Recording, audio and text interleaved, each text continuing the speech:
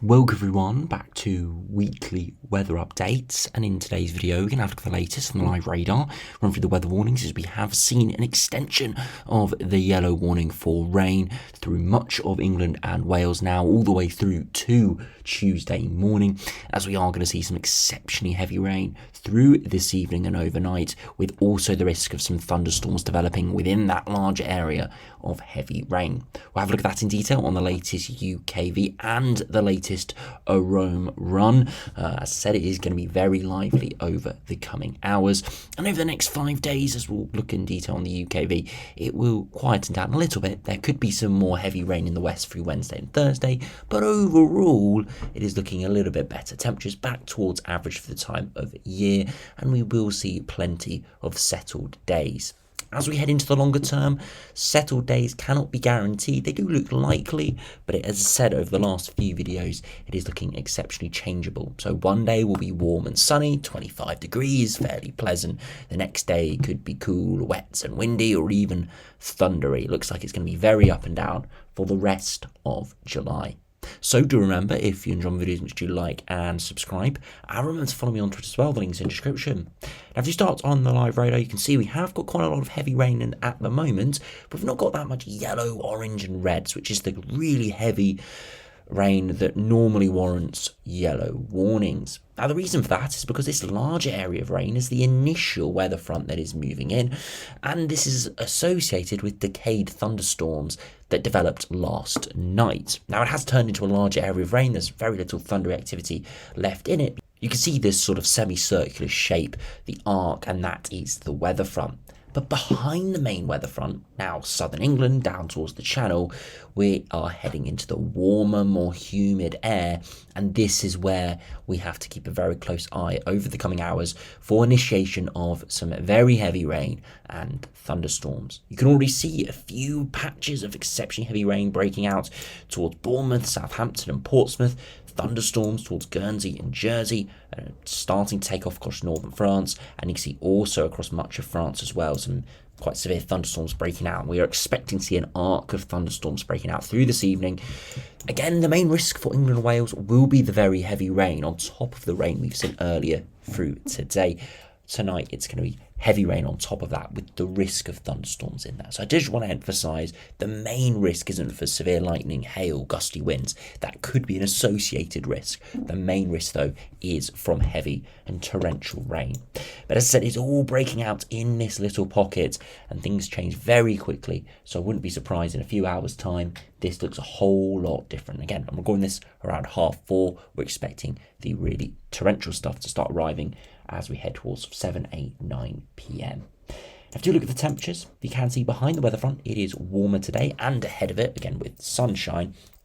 And you can see if we drift down towards France, there is a warm wedge of air that is getting pushed in with this weather front. It's all a bit all over the place, the temperatures, but it is warmer air to the south, and that is fueling the rain and these storms.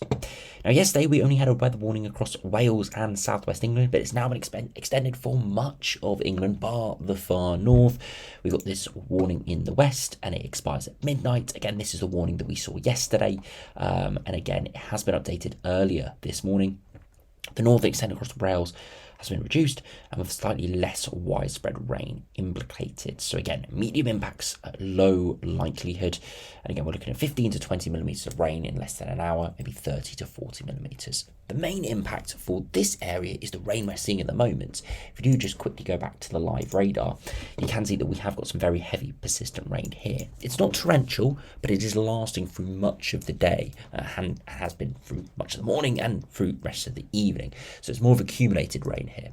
Further eastwards, it could be more for the rates, with high sums in places. So if you do look at that warning further eastwards, this has been put in force earlier today, and it only has just come into force in the last hour or two and goes all the way till 9 a.m. Outbreaks of rain, heavy at times with the risk of thunder expected later on Monday afternoon, then move northwards through the evening and overnight. Pretty much what I explained a few minutes ago. 15 to 20 millimetres may fall in less than an hour, some places 40 millimetres in 2 hours, but perhaps more widely within a longer period overnight. So again, we're going to see a large area of heavy rain. Many areas will see 10, 20 millimetres of rain. Locally could be higher if you see one of those thunderstorms. Again, we're looking at medium impact and low likelihood. As I said, it extends into Tuesday as well. And then we see a warning further northwards for all that rain that does eventually head northwards. We see slow moving heavy showers are likely to lead to some disruption, particularly to transport. And that expires at 8 p.m. tomorrow and comes into force at 8 a.m. Even today, we do have a few isolated storms breaking out across Scotland. Again, nothing too widespread, but you can see locally a few severe little cells breaking out there.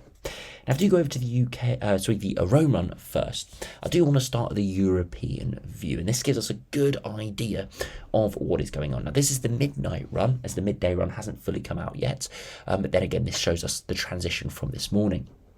Now, you can see outbreaks of storms out in the Bay of Biscay, heading towards Jersey and Guernsey, turned into a larger area of rain as it headed onto our shore. So you can see the intensity does drop and does fragment through the day, and that's why it's been light to moderate rain today for most, some heavier pulses through the early afternoon.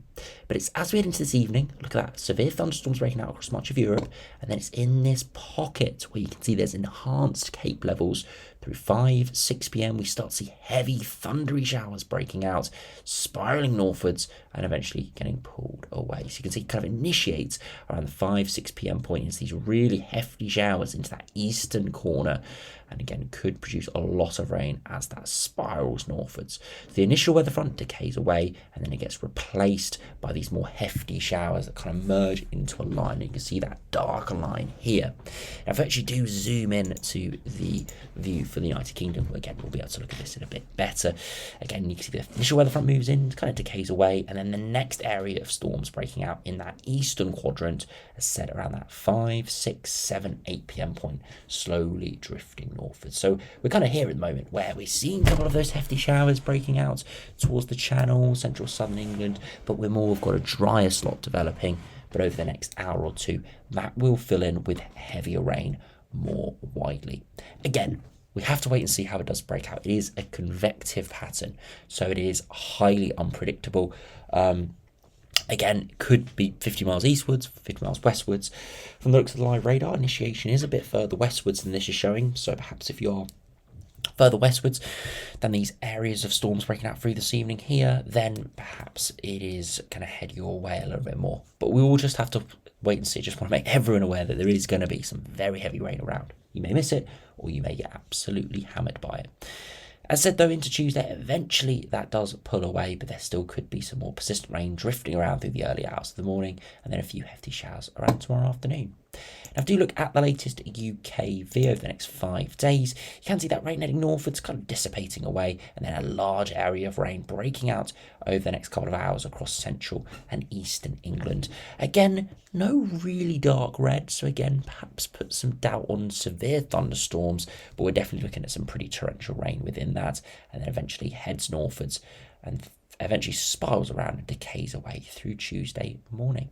Into Tuesday afternoon, again, a line of showers and a few thunderstorms around. Again, nothing crazy, but again, could be impactful in places. And then as we head into Wednesday, a decent day for many, but look out to the west. Rain starting to move in, and this is going to give some more persistent rain through Wednesday into Thursday. Now, it doesn't look anywhere near as intense here as it did yesterday, so that's a positive. It looks like it is decaying away a lot faster, but we're still likely to see some thick cloud, light to moderate pulses in places. As we head into Friday, again, some more rain in places, but again, we're not looking at anything too heavy, and there could be a bit of a waving weather front across England or Wales. It's the first time I've seen that on the UKV, so a bit of doubt on that, but we'll have to wait and see. It's still 5 days away. Now, if you look at the risks tonight, you can see Cape levels do really take off around that 5 p.m. point along that line of storms. So we're not expecting storms all night, but we are expecting this line to move through, perhaps, as I said, through the late hours of the afternoon into the evening, around that 6, 7, 8 p.m. point, lasting through around midnight before eventually decaying away.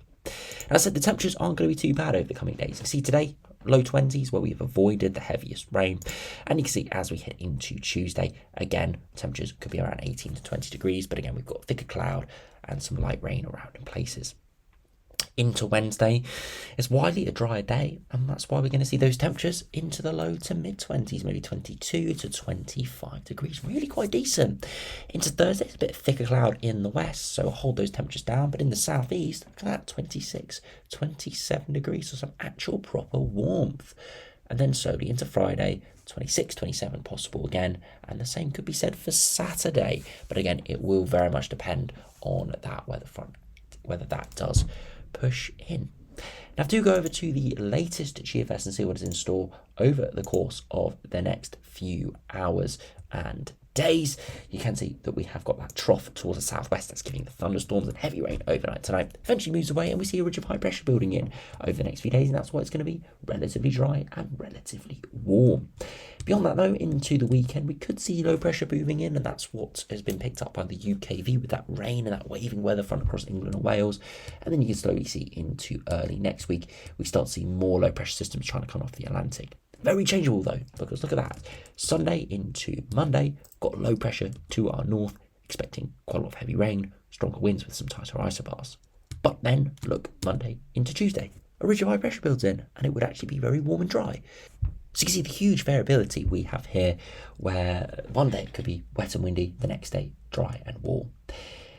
Following that, again, high pressure still firmly in control, but low pressure is always going to try and push back in and again give those changeable conditions. We can't really rely on any individual operational run at this stage because we are seeing lots of oscillating between those runs, up and down with the temperatures and the precipitation, and we can see that well reflected when we look at the ensembles, which are again pretty much all over the place. If you have a look at the latest GM, again, low pressure coming in from the south, high pressure slowly building in through much of this week, eventually low pressure trying to return by the weekend. We're not having much hope until Sunday into Monday, where it does move in quite swiftly. Again, that will be one to watch, as both the GFS and GM are showing that. Eventually though, high pressure does build back in, but we see more troughs trying to come in off the Atlantic. Again, changeable conditions. If you compare to the ECMWF to finish off, again, that trough to our south, high pressure through much of this working week, eventually lows returning for the weekend, especially Sunday into Monday, and then high pressure trying to make a return into the middle of next week. And of course, high pressure extending from the Azores, it will try and drag warmer air in, but with weather fronts out of the Atlantic always trying to push in, it will mean that warmer air probably won't stick around for all too long, maybe 3 or 4 days at best. Longer than that, something sustained is looking pretty unlikely at this stage with this mobility we have in the North Atlantic. If you finish by looking at the latest ensembles, you can see again the changeable conditions, lots of up and down with the temperatures. One thing that has really cropped up today is look at the lack of precipitation. Now, I'm not going to say it's definitive that definitely the models overnight have reduced that precipitation and definitely increased the high pressure, but that's what it's showing. We can't say it for certain until we get another couple of days of runs. We see some consistency, but definitely showing much drier conditions here than we were seeing yesterday or the day before. If we actually just look at the midnight run to see how that compares, it is relatively similar, maybe slightly higher, but relatively similar with those precipitation. That is a very positive signal. And then finally, if we compare to the ECMWF ensembles, again, very up and down with those temperatures. Precipitation, again, very up and down as well. But again, more drying trends appearing, especially for the second half of this week. And then perhaps for a period of time next week. You see the little bump around the 21st and the 23rd. That's potentially that low moving in through Sunday into Monday again. Those precipitation spikes will kind of cluster together when we get more confidence on those timings. So yeah, it doesn't look too bad over the next week or so. Definitely doesn't look like it's going to be classic heatwave July summer temperatures, but definitely could see some decent conditions over the coming days and the next week or so. 26, 27 looks plausible in the southeast through maybe Wednesday and Thursday, which is very positive. But I do think we are going to see more low pressure around at times. Sunday, Monday, and then maybe again later next week. But it's not a dominating kind of condition. So that, as I said, is very, very good. So anyway, thanks for watching. Hope you enjoyed. Make sure you do stay safe this evening with all that heavy rain around. And I'll see you again for another video soon.